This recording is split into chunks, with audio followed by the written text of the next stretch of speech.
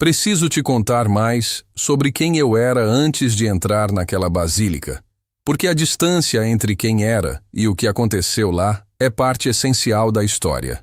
Era conhecido nos círculos evangélicos de Belo Horizonte como um dos pastores mais preparados da região na área de apologética anticatólica. Tinha um curso online com 6 módulos que eu chamava de Como Defender o Evangelho Puro do Sincretismo Mariano. Tinha mais de 42 mil alunos inscritos nesse curso.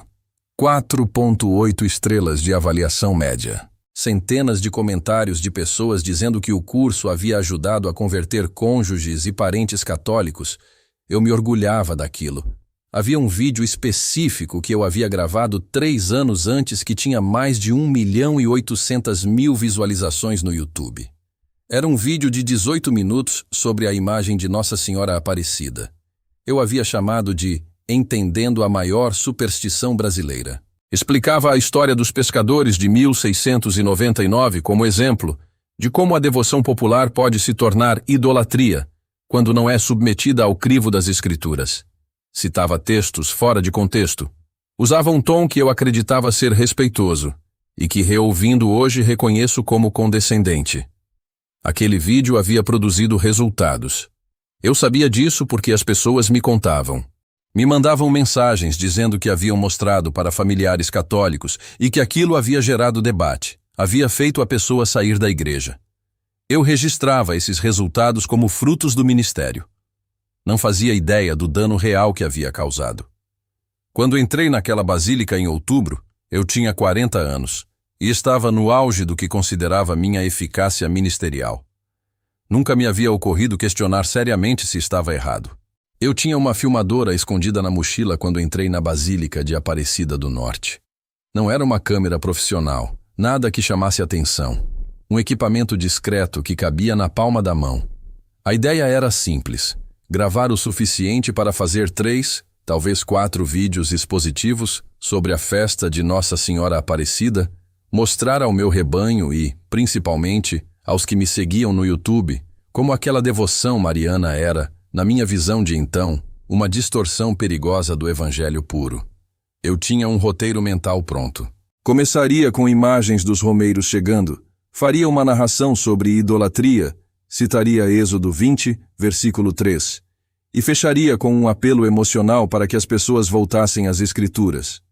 Seria impactante, viral talvez. O problema é que eu não contava com o que aconteceria quando entrasse naquele lugar. Meu nome é Henrique Cavalcante. Tinha 39 anos quando isso aconteceu. Era pastor de uma congregação batista com quase 4.000 membros em Belo Horizonte. Tinha um canal no YouTube com mais de 200.000 inscritos. Tinha pregado em conferências pelo Brasil inteiro. 15 anos de ministério. 15 anos construindo uma identidade pública em torno de uma fé que eu considerava sólida, rigorosa, biblicamente fundamentada. E parte central dessa identidade era refutar o catolicismo, especialmente a devoção a Nossa Senhora Aparecida. Antes de continuar, me faz um favor. Escreve nos comentários de onde você está assistindo e que horas são aí agora. Quero ver até onde esse testemunho está chegando. Cheguei à Aparecida do Norte 3 dias antes do 12 de outubro. Não era minha primeira vez na cidade, mas era a primeira vez que eu vinha com uma missão tão específica. Fiquei num hotel simples perto da Basílica e passei as primeiras 48 horas mapeando o território. Anotava tudo: os horários das missas, o movimento dos peregrinos, os pontos de venda de velas e imagens. Conversava com romeiros, perguntava sobre a devoção deles, fingia interesse genuíno, enquanto mentalmente organizava os argumentos que usaria para desconstruir cada resposta. Lembro que um senhor idoso me vendeu uma pequena imagem de Nossa Senhora Aparecida e disse que aquilo tinha salvado o filho dele de uma overdose 3 anos antes. Eu sorri, agradeci e guardei a estatueta como evidência. Prova material do que eu chamava de sincretismo emocional. Na noite anterior ao 12 de outubro, editei algumas notas no celular e escrevi frases de efeito. 12 milhões de romeiros buscando em Maria o que só Cristo pode dar. A maior festa mariana do Brasil é também a maior evidência de como o Evangelho foi distorcido. Reli várias vezes. Ajustei uma vírgula aqui, troquei um advérbio ali. Até planejei as hashtags que usaria quando postasse os vídeos. Dormi satisfeito. Acordei determinado. Os romeiros que vi no caminho até a Basílica naquele 12 de outubro merecem mais atenção do que dei a eles nessa narração, porque foi o que vi neles, antes de entrar, que já havia começado a rachar alguma coisa em mim sem que eu percebesse.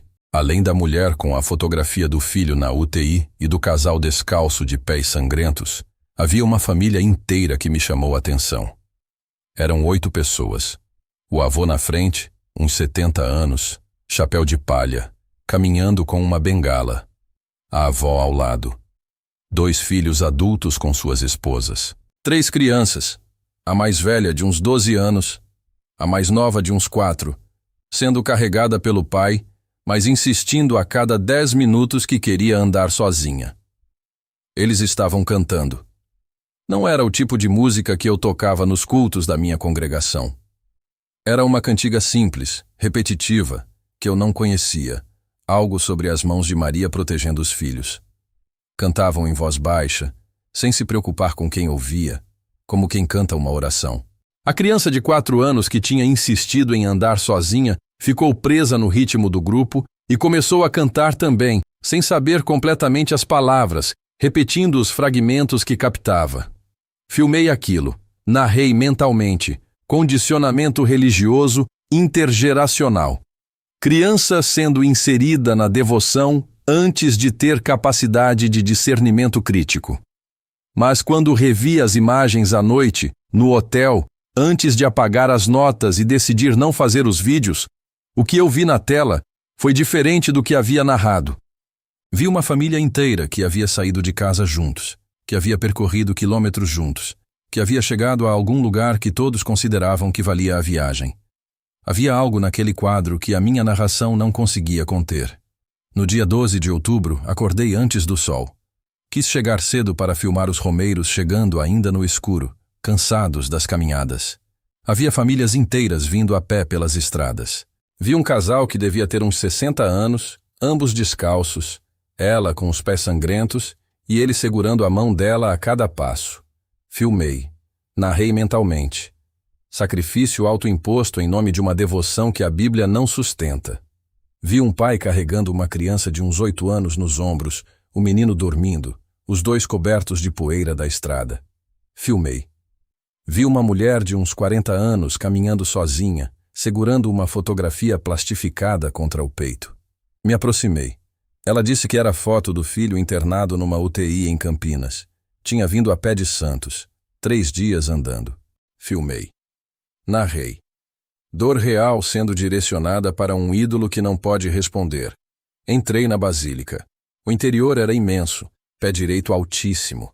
Silêncio que absorvia os passos de milhares de pessoas e os tornava parte do ambiente. Havia uma qualidade de luz específica que a tarde fazia com os vitrais enormes, jogando cor sobre os rostos das pessoas que caminhavam em direção ao altar. Me posicionei num banco do fundo. Tirei a câmera da mochila, liguei. Comecei a gravar planos gerais. Rostos. Mãos segurando o terço. Velas acesas. A imagem de Nossa Senhora Aparecida no altar, pequena, de barro escuro, com o manto bordado e a coroa dourada. Narrei mentalmente. Uma imagem de barro tirada de um rio por pescadores há 300 anos. Isso virou o símbolo central da fé de 100 milhões de brasileiros. E então, começou a missa. Não era o que eu esperava. Não havia show, não havia banda com bateria e guitarras, não havia projetor com letras de músicas coloridas. Havia um canto que subia de milhares de vozes simultâneas. Vozes que não eram um coro treinado, eram vozes comuns. Vozes de gente cansada que havia percorrido quilômetros para estar ali. Dai-nos a bênção, ó Mãe querida. Dai-nos a bênção, Mãe de Aparecida. Grave, amplo, lento. A basílica inteira vibrava com aquilo. Continuei gravando. Continuei narrando mentalmente. Mas algo começou a falhar. Os argumentos que eu preparara, as frases de efeito que havia editado na noite anterior, começaram a parecer estreitos. Não errados, ainda não. Não naquele momento. Apenas estreitos. Como tentar caber um oceano dentro de um copo. Olhei para o homem sentado 3 bancos à minha frente. Estava de cabeça baixa, ombros curvados, chorando em silêncio com uma contenção que deixava claro que ele não queria que ninguém percebesse. Mas eu percebi. Não sabia o que ele havia trazido para aquele lugar. Não sabia o que havia naqueles ombros curvados. Mas havia algo real ali. Algo que não cabia em nenhuma das categorias que eu havia preparado para o vídeo. Vi a mulher da fotografia do filho na UTI. Ela estava alguns bancos adiante, com a foto ainda contra o peito, os lábios se movendo em silêncio. Ninguém a julgava. Ninguém pedia explicação. Ninguém verificava se ela havia preenchido o formulário doutrinário correto antes de entrar. A basílica simplesmente a recebia. Chegou o momento da consagração. O padre elevou a hóstia. O silêncio que caiu era diferente de todos os silêncios que eu havia experimentado em 15 anos de ministério. Não era o silêncio de espera. Não era o silêncio de atenção. Era o silêncio de quem está diante de algo que reconhece como maior do que si mesmo. Pessoas ajoelharam. Cabeças baixaram. Algumas choravam. Algumas sorriam. Um menino de uns 6 anos que havia estado agitado a missa toda ficou quieto de repente, olhando para a hóstia elevada com uma expressão que não tinha nome certo, mas que eu reconhecia de algum lugar muito antigo em mim. Tentei continuar narrando. Tentei acessar os argumentos sobre a adoração de objetos materiais, sobre a suficiência de Cristo, sobre a distinção entre latreia e dúlia que eu havia ensaiado. As palavras não vieram. Fiquei olhando para aquele lugar, para a imagem pequena de barro escuro no altar, para as pessoas ao redor, para o pai com poeira da estrada ainda no cabelo que havia chegado carregando o filho nos ombros, para o homem de ombros curvados, para a mulher da fotografia. O momento de desligar a câmera merece ser descrito com mais detalhe do que dei a ele, porque não foi um único instante, foi um processo. Eu havia estado tentando narrar mentalmente por uns 40 minutos dentro da basílica, e havia percebido que havia uma espécie de atividade de fundo que precisava manter para que a narração funcionasse. Uma atividade de interpretação constante que transformava o que eu via em argumentos. Aquelas pessoas não estavam simplesmente rezando. Estavam sendo manipuladas por devoção popular que substitui Cristo. Aquele silêncio não era simplesmente silêncio. Era o silêncio de quem foi condicionado a se calar diante de símbolos religiosos. A imagem de barro não era simplesmente uma imagem. Era o objeto central de um sistema de crenças que desvia da suficiência de Cristo.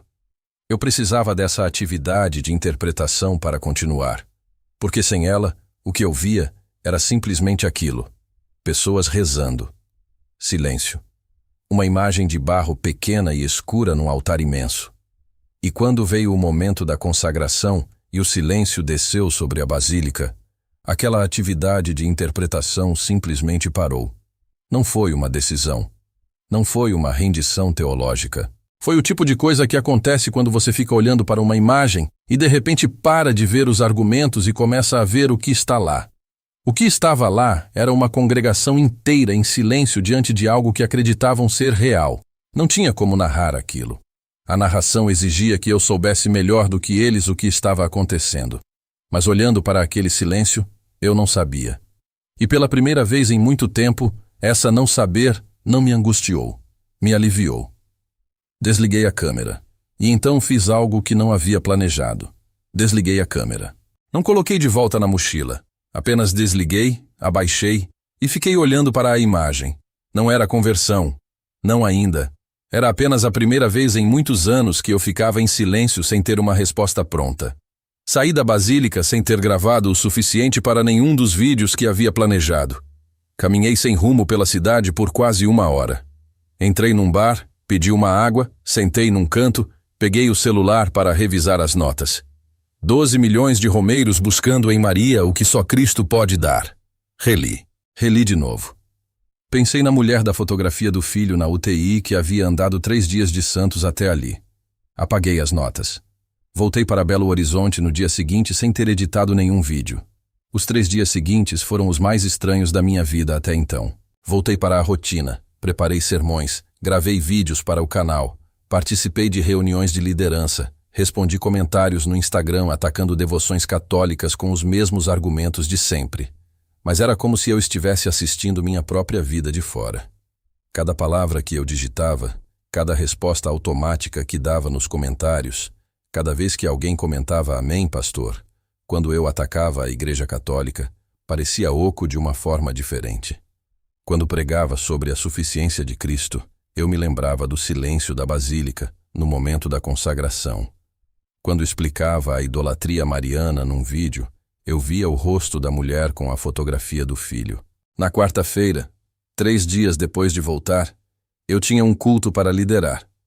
Um culto normal de meio de semana, umas 300 pessoas. Começamos com louvor, fiz os anúncios, abri a Bíblia. O texto era Filipenses, algo sobre ter a mente de Cristo. Comecei a pregar. As primeiras frases saíram automáticas, fluidas, do jeito que sempre saíam. Falei sobre humildade, sobre esvaziamento, sobre seguir o exemplo de Cristo. Mas no meio de uma frase sobre humildade, travei. Não foi um esquecimento. Foi uma impossibilidade física de continuar. Olhei para a congregação. Rostos conhecidos. Pessoas que confiavam em mim. Pessoas que esperavam que eu lhes desse respostas, direção, certeza. E tudo o que eu conseguia pensar era: eu não sei o que estou fazendo aqui. Fechei a Bíblia. Desci do púlpito. Caminhei pelo corredor lateral sem dizer uma palavra. Peguei meu casaco no gabinete pastoral, tirei as chaves da igreja do bolso, voltei ao santuário e as entreguei para o pastor auxiliar. Ele me olhou sem entender. As pessoas me olhavam sem entender. Eu também não entendia. Só sabia que não podia continuar. Saí pela porta dos fundos. Isso foi em outubro. Entre outubro e dezembro não pisei em nenhuma igreja. Cancelei todas as pregações agendadas. Arquivei o canal do YouTube sem dar explicações. Os grupos de pastores explodiam com mensagens perguntando o que tinha acontecido comigo. Alguns diziam que eu estava em pecado. Outros que eu tinha sido atacado espiritualmente. Minha esposa não sabia o que fazer comigo. Ela ficava tentando me entender, perguntando se eu estava bem. E eu dizia que sim, que estava bem. Mas a gente sabia que era mentira. Eu estava desmoronando.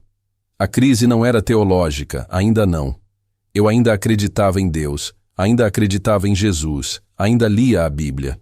Mas havia algo partido dentro de mim. Era como se aquelas horas na Basílica tivessem rachado uma fundação que eu nem sabia que tinha. E agora, cada vez que eu tentava construir algo em cima dessa fundação, um sermão, uma certeza, uma resposta pronta, tudo desabava. Foi nesse período que comecei a fazer algo que nunca tinha feito antes. Ler teologia católica não para refutar, para entender. Comprei livros usados pela internet, escondi no gabinete que tinha em casa. Comecei pelos básicos, o Catecismo, documentos do Vaticano II, depois parti para os clássicos, Agostinho, Tomás de Aquino, Teresa de Ávila, João da Cruz. E quanto mais eu lia, mais eu percebia que eu não conhecia o catolicismo. Conhecia caricaturas, conhecia espantalhos que eu mesmo havia montado para depois derrubar nos meus vídeos e sermões. A objeção sobre Maria ter outros filhos, por exemplo. Eu tinha pregado sobre isso dezenas de vezes, tinha feito vídeos que viralizaram. A Bíblia fala de irmãos de Jesus. Logo, Maria não foi virgem para sempre. Mateus 13, versículos 55 e 56. Está na Bíblia. Mas quando fui ler a resposta católica real, não a que eu mesmo havia inventado como espantalho, percebi que nunca havia realmente investigado. Nunca tinha me perguntado por que a palavra grega adelphos podia significar primo, porque o hebraico e o aramaico não tinham palavra específica para primo e usavam irmão para qualquer parente próximo. Nunca tinha me perguntado por que Jesus, no momento mais doloroso da cruz, entregou Maria aos cuidados de João, se ela tivesse outros filhos biológicos, o que seria uma violação gravíssima da lei judaica. Nunca tinha me perguntado por que os irmãos citados em Mateus 27:56 são identificados como filhos de outra Maria. Nunca tinha me perguntado nada. Só repetia o argumento que tinha ouvido de outro pastor, que tinha ouvido de outro, que tinha ouvido de outro. E isso começou a me corroer. Comecei a revisar mentalmente cada sermão que havia pregado, cada vídeo que havia gravado, cada debate que havia travado online, cada comentário que havia deixado em páginas católicas no YouTube, e em todos eles via o mesmo padrão.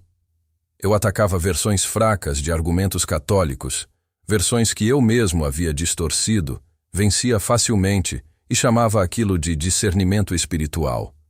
Mas era só arrogância travestida de zelo. Eu era um lutador de boxe que escolhia adversários amarrados. Em dezembro, numa terça-feira à noite, recebi uma mensagem no direct do Instagram. Era de um rapaz que me seguia há anos. Dizia que tinha visto meus vídeos sobre catolicismo, tinha saído da Igreja Católica por causa deles, mas agora estava confuso e angustiado. Havia começado a namorar uma católica praticante e ela levantava questões que ele não sabia responder. Ela tinha mostrado textos dos pais da Igreja do segundo século, que já falavam de Maria sempre virgem, já falavam da presença real de Cristo na Eucaristia, já falavam da autoridade do bispo de Roma. E ele me perguntava: pastor, o que eu faço? Será que eu errei em sair da igreja? Olhei para a mensagem por 10 minutos, e então bloqueei o cara. Não porque havia feito algo errado, mas porque eu não sabia o que responder. E mais do que isso, porque eu estava começando a perceber que talvez ele não devesse ter saído da igreja, que talvez eu tivesse feito um dano que eu não sabia como consertar. Foi a primeira vez que chorei desde que voltei de Aparecida. Fiquei 3 horas sentado no chão do meu escritório, chorando, porque eu não sabia se estava perdendo a fé ou encontrando ela pela primeira vez. Janeiro chegou, e com ele a pressão social. Amigos pastores ligavam perguntando se eu estava em pecado, se tinha me envolvido com outra mulher, se estava usando drogas, porque na cabeça deles, essas eram as únicas explicações possíveis para um pastor abandonar o ministério. Foi quando decidi que precisava de ajuda externa. Procurei um padre. Não foi dramático, não foi uma rendição espiritual. Foi pragmático. Liguei para a paróquia mais próxima de casa, perguntei se poderia conversar com alguém sobre questões teológicas. Marcaram para uma quinta-feira. O padre era mais novo do que eu. Devia ter uns 35 anos. Usava uma batina simples e tinha um jeito calmo de falar que me irritou logo de cara, porque eu queria confronto. Queria debate teológico.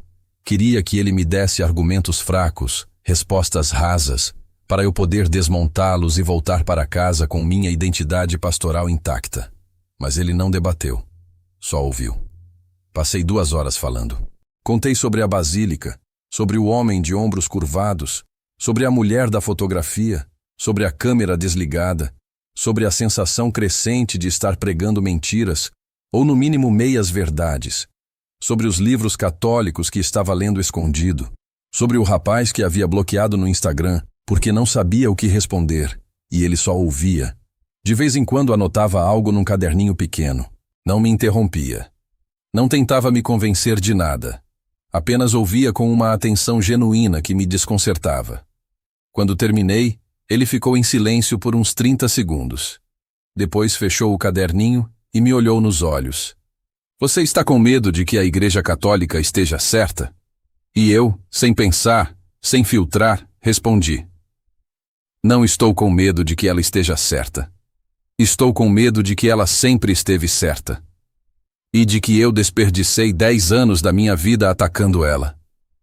Ele assentiu devagar, sem julgamento no rosto. Depois perguntou algo que me pegou completamente desprevenido. E se você descobrir que está certo em estar errado? E se essa dúvida, esse desmoronamento que você está vivendo, for exatamente Deus te chamando para algo maior do que você imaginava? E se você precisasse perder a certeza arrogante para ganhar a verdade humilde? E se Deus estivesse usando exatamente essa dor para te trazer para casa? Saí daquela conversa mais confuso do que entrei, mas era uma confusão diferente. Não era angustiante, era quase pacífica. Como se pela primeira vez em meses eu tivesse permissão divina para não saber, para não ter todas as respostas, para não ser o especialista que sempre tinha uma resposta pronta na ponta da língua. Entre janeiro e março, frequentei aquele padre 3 vezes por semana. Não eram aulas formais de catequese, eram conversas, diálogos abertos. Ele me emprestava livros. Eu levava minhas objeções, minhas dúvidas, minhas resistências. Ele não me dava respostas prontas. Me dava direções. Leia esse texto de Inácio de Antioquia, do ano 110. Pense sobre o que ele diz sobre a Eucaristia. Depois a gente conversa. Estude esse documento do Concílio de Nicéia. Veja como a igreja primitiva entendia a autoridade apostólica. Aí você me fala o que achou. E era frustrante no começo, porque eu queria velocidade. Queria uma planilha. Argumento protestante X igual à resposta católica Y. Mas ele insistia que conversão verdadeira não era sobre vencer debates teológicos. Era sobre transformação de olhar. Sobre ver Deus, a igreja, a Bíblia, a história, a salvação de uma forma completamente nova. Há algo sobre a questão da intercessão que preciso desenvolver com mais precisão, porque foi o ponto onde minha resistência durou mais antes de ceder. Eu havia construído uma parte significativa do meu ministério público em torno do argumento de 1 Timóteo 2:5. Há um só mediador entre Deus e os homens, o homem Cristo Jesus. Era o versículo que eu mais usava quando o assunto era Maria ou os santos. Era simples, direto, irrefutável, eu achava. Quando fui estudar a resposta católica real, a primeira coisa que percebi é que eu havia construído um argumento baseado na confusão de dois conceitos distintos: mediação e intercessão. Mediação, no sentido em que Paulo usa em Timóteo, é a obra redentora única de Cristo. Somente Ele nos reconcilia com o Pai. Somente Ele paga o preço do pecado. Somente Ele abre o caminho para a presença de Deus. Isso é absolutamente verdade, e a Igreja Católica ensina exatamente isso. Intercessão é diferente. Intercessão é quando alguém reza por outra pessoa. E Paulo não só permite isso, como manda que seja feito. 1º e 2º versículos do mesmo 2º capítulo de Timóteo. Exorto, antes de tudo, que se façam súplicas, orações, intercessões e ações de graças em favor de todos os homens. Então, Paulo manda que todos os cristãos intercedam por todos os homens, e em nenhum momento isso é considerado violação da mediação única de Cristo. A questão que eu nunca havia honestamente feito era: por que essa intercessão que é válida e mandada para os vivos seria proibida para os mortos? A Bíblia ensina que os mortos em Cristo estão mais vivos do que nós, participando da adoração celestial descrita em Apocalipse 5. Se posso pedir para meu irmão vivo rezar por mim, por que não posso pedir ao mesmo irmão morto em Cristo, que já está na presença de Deus, que faça o mesmo? A resposta que eu havia dado durante anos era que os mortos não podem nos ouvir. Mas esse argumento pressupõe que os santos no céu estão de alguma forma fora do alcance de Deus, incapazes de receber um pedido que chegue a eles pela oração, o que é incompatível com a imagem da adoração celestial em Apocalipse. Demorei semanas para aceitar que meu argumento principal havia sido construído sobre uma distinção que eu mesmo havia inventado.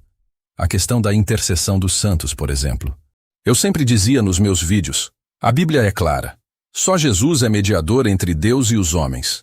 Timóteo 2:5, ponto final. Mas quando estudei a fundo, entendi que mediação e intercessão são conceitos diferentes que eu estava propositalmente confundindo.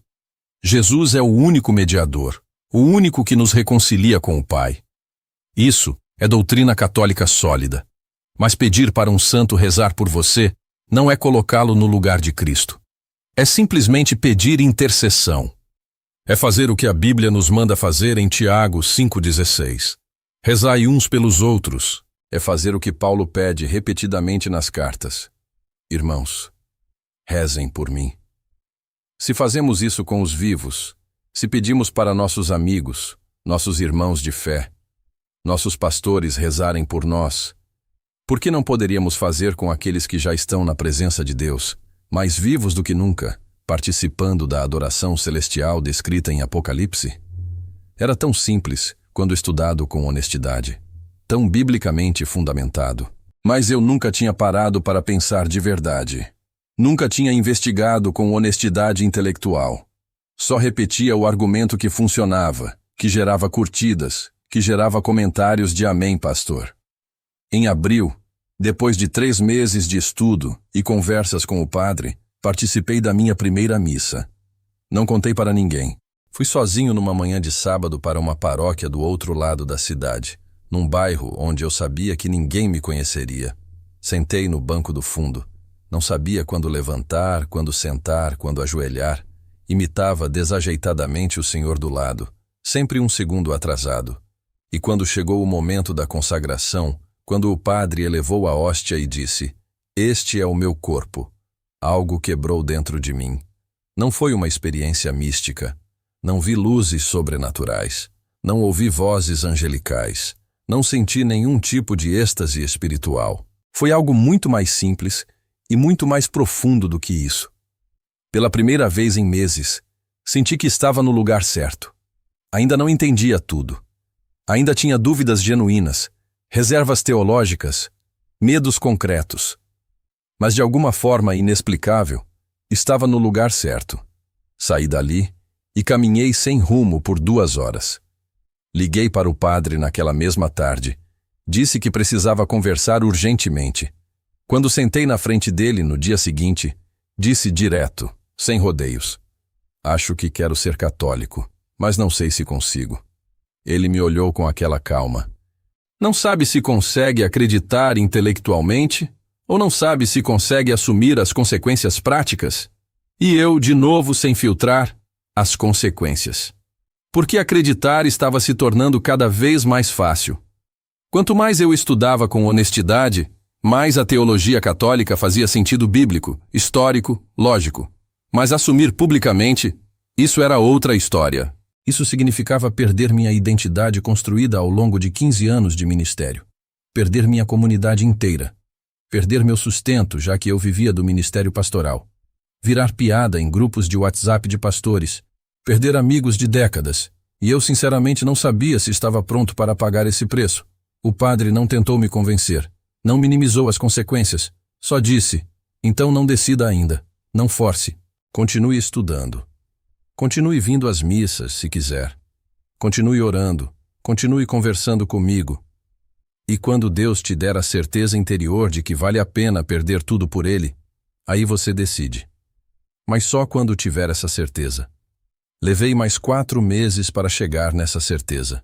4 meses intensos de estudo diário, de leitura voraz, de missas escondidas aos sábados de manhã, de conversas longas com aquele padre que tinha se tornado meu diretor espiritual antes mesmo de eu oficialmente ser católico.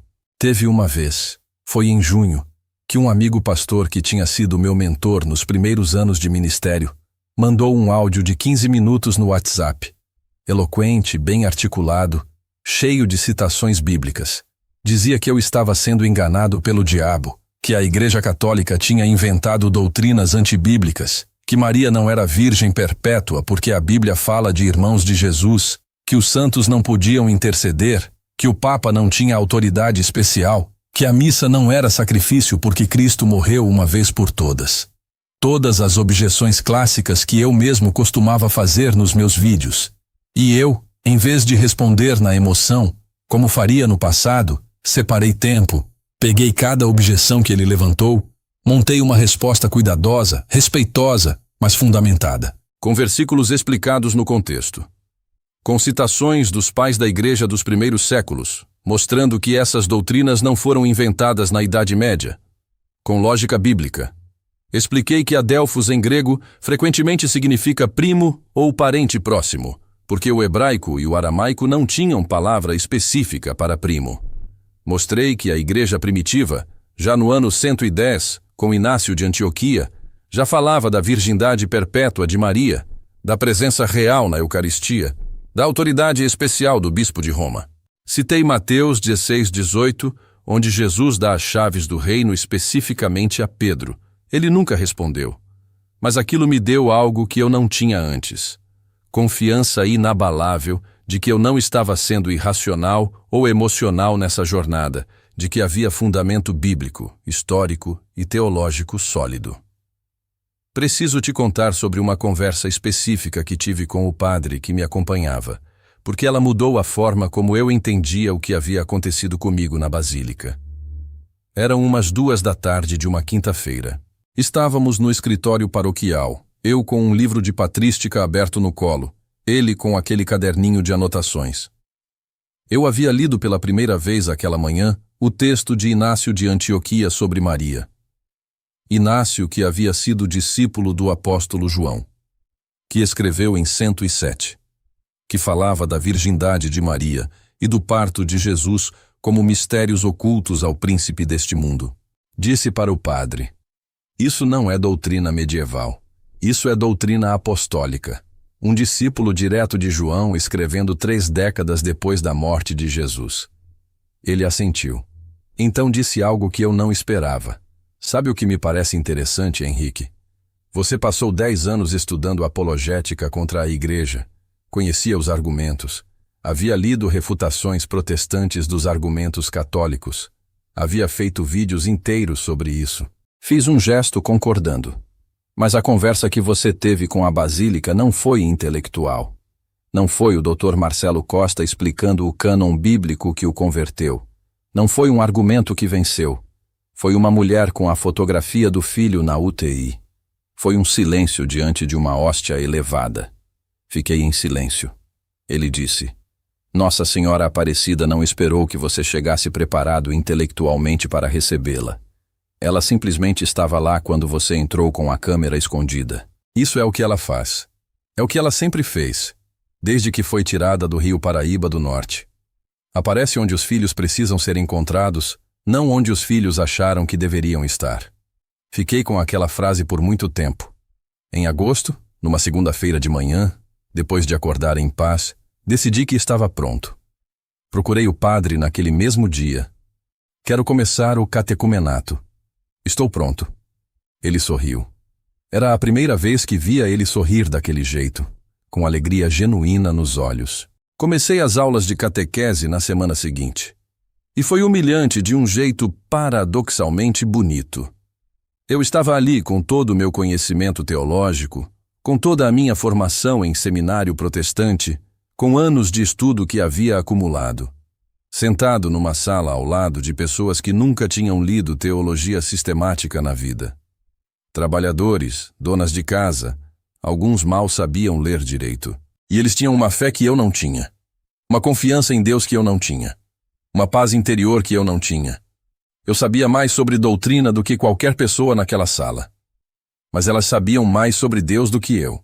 Há algo sobre Dona Aparecida que quero descrever com mais precisão, porque ela foi, de formas que só entendi depois, a versão ao vivo do que eu havia ido filmar na Basílica meses antes. Numa das primeiras aulas de catequese, alguém na sala compartilhou que estava passando por um diagnóstico grave. Câncer, estágio 2, cirurgia marcada para a semana seguinte. A sala ficou quieta com o peso daquilo. Dona Aparecida ouviu. Ficou olhando para a pessoa por um momento. Então tirou a mão da bolsa, colocou a pequena imagem de Nossa Senhora Aparecida na mesa, como quem coloca um objeto necessário antes de começar um trabalho, e disse: Essa daqui sabe o que é. Ela já passou por coisa muito difícil também. Mas não largou. E não vai largar você. Não era argumento teológico. Não era citação bíblica. Era a fala de alguém que havia desenvolvido ao longo de 70 anos uma confiança específica, baseada em experiência acumulada, de que aquela presença não abandona. Eu havia passado anos ensinando que esse tipo de devoção era emocionalmente perigoso, que criava dependência psicológica de símbolos em vez de relacionamento com o Deus vivo. E ali estava a Dona Aparecida, com seus 70 anos de rosário rezado todo dia, com sua imagem na bolsa, funcionando exatamente como quem sabe que a mãe não abandona. Havia uma coerência naquilo que minha teologia havia sido incapaz de ver. Uma das catequistas era uma senhora de uns 70 anos, Dona Aparecida. Ela tinha uma devoção à Nossa Senhora Aparecida que me desconcertava e, ao mesmo tempo, me fascinava. Rezava o terço completo todo dia, sem falta. Tinha uma pequena imagem de Nossa Senhora Aparecida sempre na bolsa. E toda vez que alguém na aula compartilhava um problema, doença, desemprego, filho rebelde, o que fosse, ela dizia com convicção absoluta: Vou pedir para Nossa Senhora. Ela nunca me deixou na mão. Eu, com toda a minha teologia recém-adquirida, fiquei tentado a puxá-la no canto e explicar didaticamente que intercessão não é magia, que Nossa Senhora não resolve problemas diretamente, que é Deus quem age sempre. Mas antes de abrir a boca para corrigir a fé dela, lembrei: Lembrei da mulher com a fotografia do filho na UTI que havia andado 3 dias de Santos até Aparecida. Lembrei do silêncio que havia descido sobre a basílica quando o padre elevou a hóstia. Lembrei de ter desligado a câmera. E entendi. Dona Aparecida não achava que Maria era Deus. Ela apenas confiava, com uma simplicidade que eu havia perdido há muito tempo, que uma mãe nunca ignora o pedido sincero de um filho.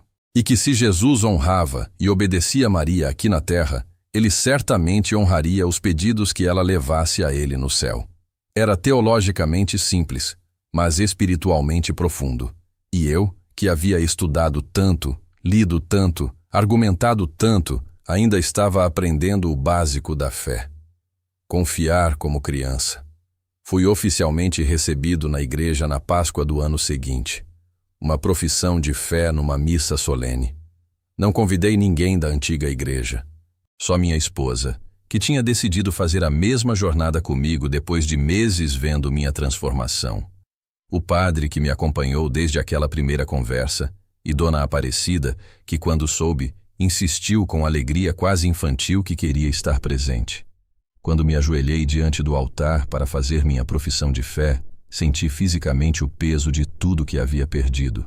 A carreira, o ministério, a comunidade, os amigos de anos, a segurança financeira, a identidade que levei 15 anos construindo. Mas ao mesmo tempo senti a leveza espiritual de tudo que havia ganhado. O pertencimento, a verdade, a paz, a casa.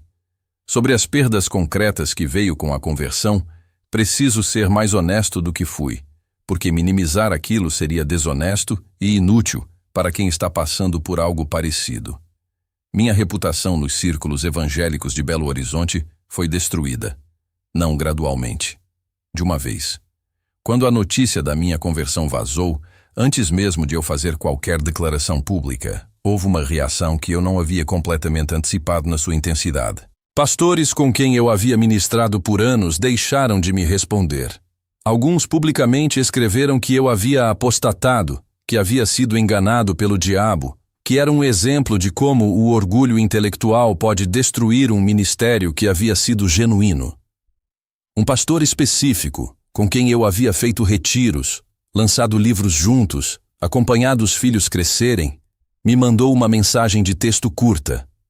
Não precisava ser longa. Dizia: "Você traiu o Evangelho. Não tenho mais nada a falar com você." Não respondi.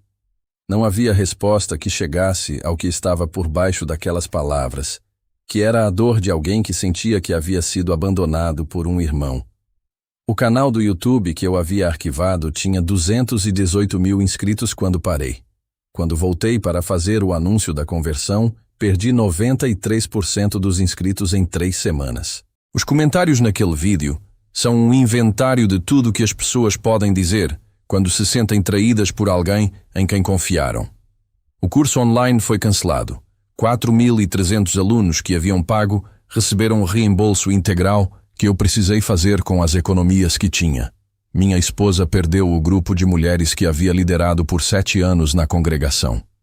As amizades que eram ligadas à igreja simplesmente foram embora sem nenhum drama, apenas pararam de existir. Conto tudo isso não para ganhar simpatia. Conto para que fique claro que conversão verdadeira tem custo real, e que o custo real não é argumento contra a conversão.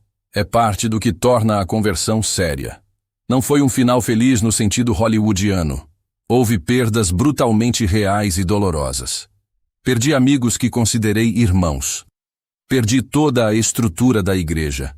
Perdi a segurança financeira que vinha do salário pastoral e dos vídeos monetizados. Mas ganhei algo que eu não sabia que estava procurando. Pertencimento verdadeiro. Não ao protestantismo como movimento, não ao catolicismo como instituição abstrata, mas à igreja. A igreja que Cristo fundou. A igreja que existia antes de Lutero pregar as teses, antes de Calvino escrever as Institutas, antes de qualquer divisão ou ruptura. A igreja dos apóstolos, a igreja dos mártires, a igreja que atravessou 2000 anos preservando a fé que foi entregue aos santos uma vez por todas. A igreja que estava presente na Basílica de Aparecida naquele 12 de outubro, quando um pastor evangélico entrou com uma câmera escondida para gravar um vídeo contra ela. e que simplesmente o recebeu. Hoje frequento uma paróquia pequena num bairro afastado de Belo Horizonte. Não é imponente. Não tem estrutura de mega igreja com telões e banda profissional.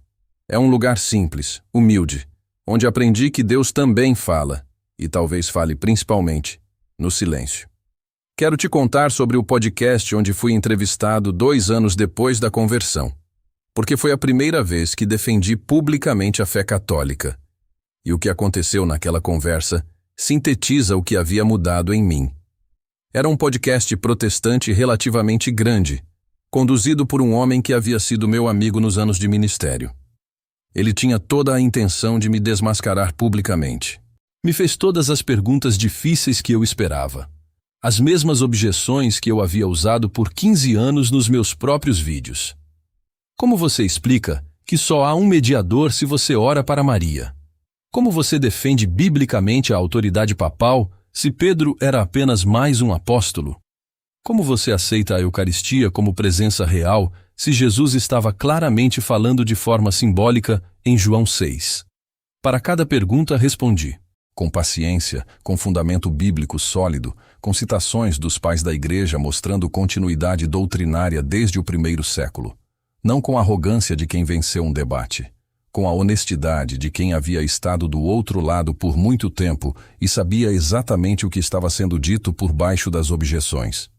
No final, o entrevistador disse, "Olha, Henrique, eu discordo frontalmente de você em quase tudo que você disse aqui. Mas preciso admitir, você não é irracional. Você tem fundamentos, e isso me incomoda profundamente." Eu sorri. Porque ser intelectualmente incômodo por ser coerente e fundamentado era exatamente o tipo de testemunho que eu precisava ouvir que estava dando. Não a vitória retórica num debate. O tipo de presença que faz a pessoa do outro lado ter que ir embora e pensar. Quando olho para trás agora, passados quase 3 anos desde aquele 12 de outubro, ainda sinto algo específico quando penso naquele momento de desligar a câmera. Não é mais angústia. É gratidão profunda, porque foi ali, diante daquela imagem pequena de barro escuro, que Deus me mostrou com clareza dolorosa que eu estava errado.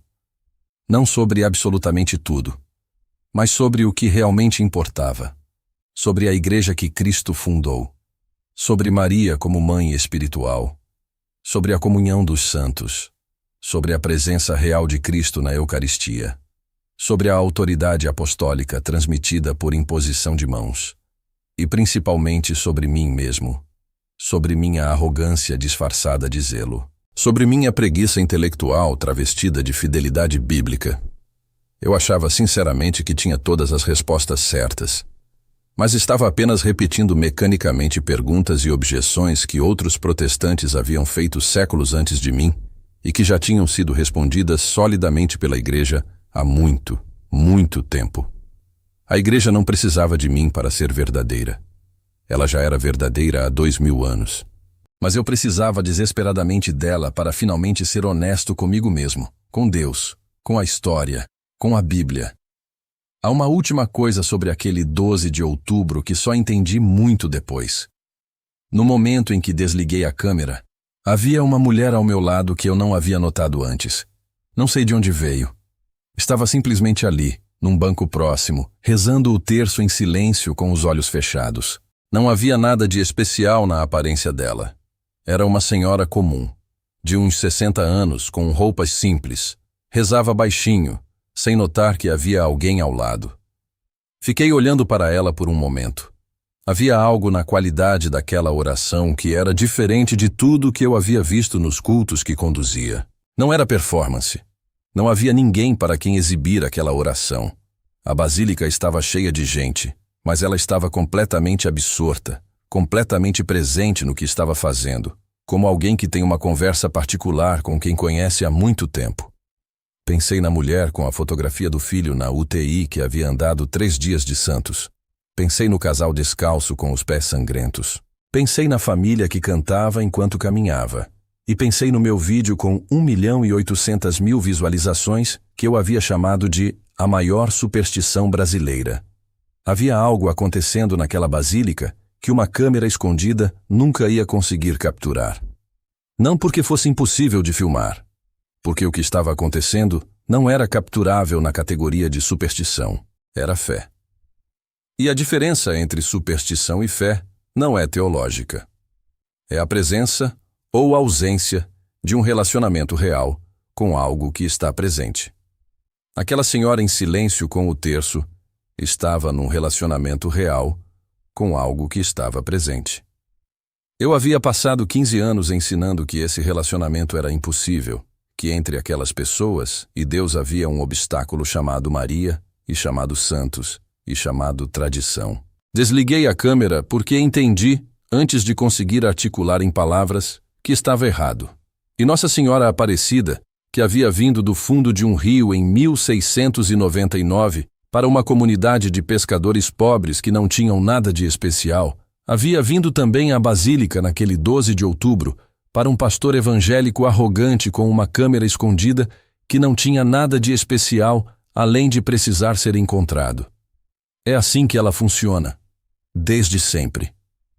Quero te contar sobre a história de Nossa Senhora Aparecida de um jeito que levei tempo para conseguir contar, porque por muito tempo havia visto aquela história através dos olhos de quem estava tentando desconstruí-la.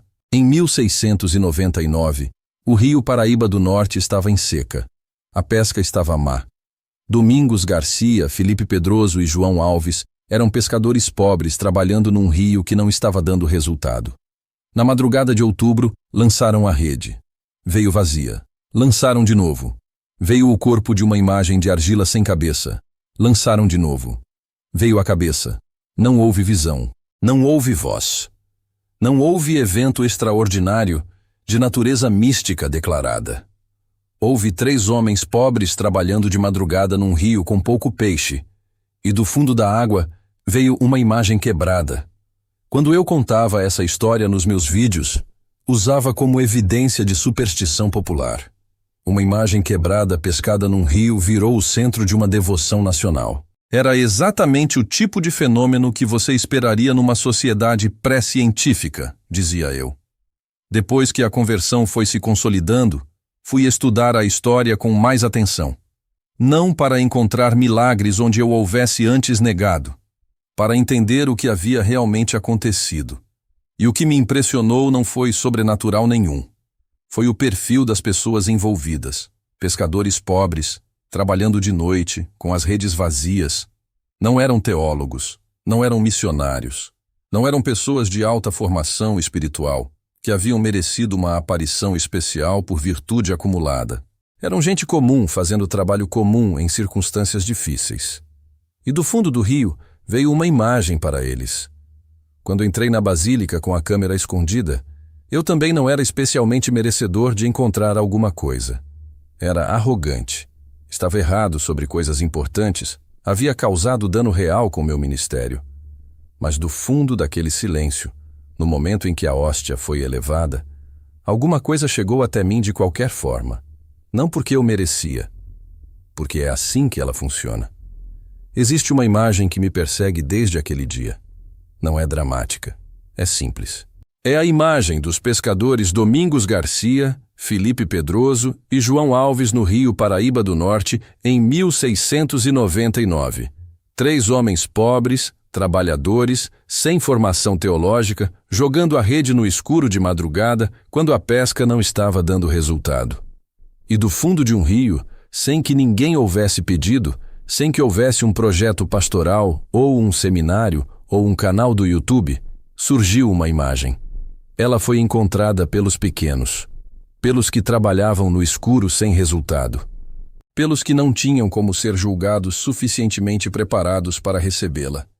E é assim que ela continua funcionando. Quando entrei naquela basílica com uma câmera escondida e um roteiro de argumentos prontos, eu era exatamente o tipo de pessoa que não merecia nenhuma graça especial. Era arrogante, estava errado, havia feito dano real a pessoas reais com meus vídeos e sermões. E ela simplesmente me recebeu de qualquer forma, não porque eu merecia, porque é assim que ela funciona. Vai onde os filhos precisam ser encontrados, não onde os filhos acharam que deveriam estar. E desligar a câmera foi o primeiro passo de volta para casa. Preciso falar sobre o vídeo que gravei 2 anos depois da conversão, porque foi o mais difícil que já gravei e porque o processo de gravá-lo me ensinou algo sobre responsabilidade que eu ainda estou aprendendo a carregar. O vídeo se chamou Eu Errei. Uma carta para quem saiu da Igreja Católica por causa dos meus vídeos. Não sei quantas pessoas saíram da Igreja Católica por causa do meu conteúdo ao longo de 10 anos. Não tenho como saber. Tenho as mensagens que as pessoas me mandaram ao longo dos anos dizendo: "Obrigado, pastor. O vídeo do Senhor foi o que me convenceu a dar o passo." Mas não tenho como saber quem voltou, quem ficou perdido no meio, quem se tornou simplesmente irreligioso por causa do processo. O vídeo foi uma tentativa de falar diretamente com essas pessoas. De dizer, os argumentos que eu usei eram fracos, e eu os usei sabendo que eram fracos. Não conscientemente, não com intenção de enganar, mas com a preguiça intelectual de quem repete argumentos que funcionam sem verificar se são honestos. Não foi um vídeo que gerou conversões em massa. Não foi viral. Não chegou nem de perto às visualizações do vídeo que havia chamado de a maior superstição brasileira. Mas foi honesto. E honestidade foi o que custou mais caro ao longo de toda essa jornada. Se esse testemunho tocou algo dentro de você, escreve aqui embaixo uma só frase. Finalmente abaixei as armas, porque é assim que a conversão verdadeira começa. Não com o argumento que você ganhou, com a rendição que você finalmente permitiu. Compartilha esse testemunho com alguém que está usando a fé como arma, em vez de como casa. Com alguém que sabe todas as respostas certas, mas perdeu a capacidade de se sentar em silêncio diante de algo maior do que si mesmo. Com alguém que precisa encontrar o caminho de volta antes que seja tarde. Que Nossa Senhora Aparecida, Rainha e Mãe do Brasil, cubra você com o seu manto azul. E que você nunca esqueça. Ela vai onde os filhos estão. Não onde os filhos acharam que ela deveria estar. Salve, Rainha, Mãe de Misericórdia, vida, doçura e esperança nossa. Salve. A nós bradamos, os degredados filhos de Eva. A nós suspiramos, gemendo e chorando neste vale de lágrimas. Eia, pois, advogada nossa, esses vossos olhos misericordiosos a nós volvei. E depois deste desterro, nos mostrai Jesus, o bendito fruto do vosso ventre. Ó clemente, ó piedosa, ó doce sempre Virgem Maria. Rogai por nós, Santa Mãe de Deus, para que sejamos dignos das promessas de Cristo. Amém.